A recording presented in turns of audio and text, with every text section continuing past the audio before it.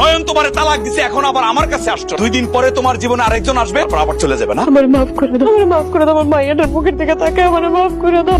এই মাসুম বাচ্চাটার মুখের দিকে তাকায় তুমি যাও না। দেখো, তোমার কোনো হিসাব দেওয়া লাগবে না। এই অবুজ মায়ের কথা চিন্তা করে তুমি আমার লগে চলো, আমি নয়নের তালাক দিয়ে দাও, তাও আমি তোমার মাইনে নেব। আপনি কি এগুলো খেলা ভাবতেছেন? আমি নয়নের সাথে খুব সুখে শান্তিতে আছি। আপনার আমি তালাক দিয়ে দিছি, আপনার কাছে আর আমি ফিরে যাবো না। আপনার মায়ের নিয়ে যান। আম্মা, তুমি আমার অস্বীকার করলা? তোর বাপ আছে না, তোর বাপরে কর, নতুন মাইনা দিব। রোজিনা, ওই রোজিনা, রোজিনা করো না, ওই রোজিনা।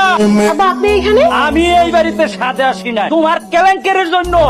আর আমি ঘরে বসে থাকতে পারি না। এই ছেলেটা তোর সাথে কেটা? নয়ন করে আমি বিয়ে করছি। কি বিয়ে করছো? একটা থাপ্পড় মাইরা না তোর চাপার মধ্যে যেটি দাঁত আছে বেগগুলো আমি ফালাই দিই। তুই আলামিনের ডিপুজ দিয়া তারপরে এই পোলারে বিয়ে করছো। এই নোংরামি তোর কেন শিখাইছে? একটা ছেলে বিদেশে গিয়া আত্মার ঘাম পায়ে ফেলাইছে, আর তুমি দেশে থাইকা আরেকটা ছেলের বিয়ে করছো। ওর ওই বিয়ে আমি মানি না। এখন এই মুহূর্তে তুই আমার সামনে এই ছেলের তালাক। এটা আপনি কি করতেছেন? রোজিনা আমার বিয়ে করাবো, আমার তালাক দিব মানে?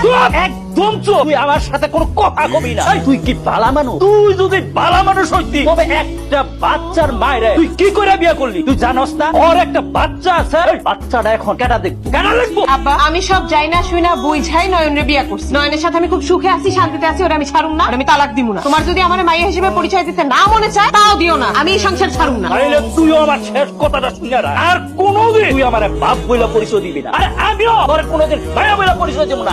আচ্ছা বউ, তুমি যে স্বামীর বাড়িতে চলে আসছো, স্বর্ণ গহনা টাকা পয়সা এগুলো সব নিয়ে এসছো তো? তুমি আমার কি মনে করছো? মুইনা গুইনা সব কিছু নিয়ে আসছি। আমার সব গয়নাই তো তোমার। এই গয়নাগুলো বেচছা তুমি একটা ব্যবসা শুরু করো। তোমার আমি যতই দেখি ততই অবাক হই। আচ্ছা বউ, আমি যে ব্যবসা করবো, কি ব্যবসা করবো কত? যারা ব্যবসা করে তার কাছ থেকে শুনছি যে ব্যবসা হোক, খালি নাকি লস আর লস। ব্যবসা করবে না তাহলে কি করবো? বিদেশ গেলে কেমন?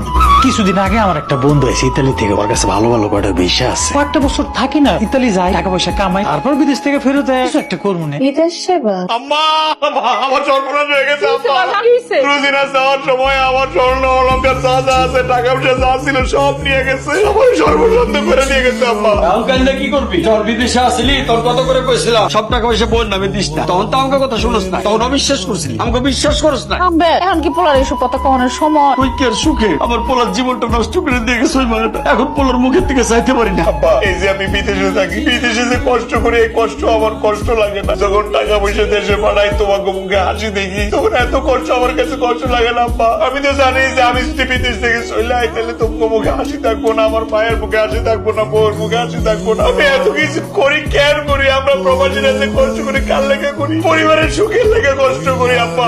আমি অ্যাডভোকেট ওয়াহিদ আলম, এটা নয়ন সাহেব আপনাকে দিতে বলছি। নয়ন আমারে পাঠাইছে। নয়ন তো ইটালি থাকে। আপনি কি ইটালি থেকে আসছে? না না, আমি ঢাকা থেকে আসছি। নয়ন আমারে তালাক পাঠাইছে। আম্মা।